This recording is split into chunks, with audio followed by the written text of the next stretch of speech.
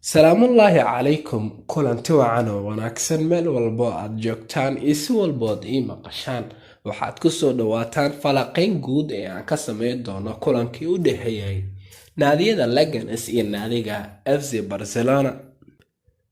Naadiga Barcelona ayaa caawa guul weyn ka gaartay naadiga Leganes kulan ka tirsanaa Copa del Rey yeelkeeda. Laacibiinta kale ah Antoine Griezmann, Lenglet, Leo Messi, Melo oo lagu daray Leo Messi mar kale waxa ay guusha ku raacday naadiga Barcelona. Haddaba maxaa xaqiiqo ah oo laga bartay kulanka? Laacibka naadiga Barcelona Lionel Messi ayaa 500 oo gool u dhaliyay naadiga Barcelona tartamada laga ciyaaro horyaalka Spain sida La Liga, Supercopa Spain iyo Copa del Rey yeelkeeda.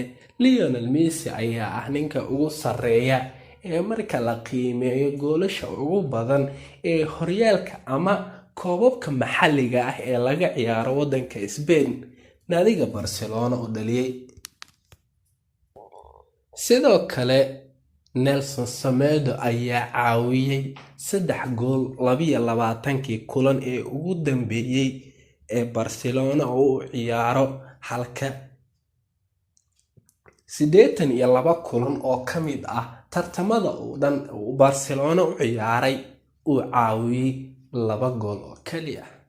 Naadiga Barcelona ayaa caawa u soo gudubtay wareegga xiga ee tartanka. Anigu waxaan ahay Dhimbil Mohaodani. Falanqayntuna waa kulankii u dhexeeyay naadiyada Leganes iyo naadiga Barcelona. Haddaba maxay fikradaadu tahay?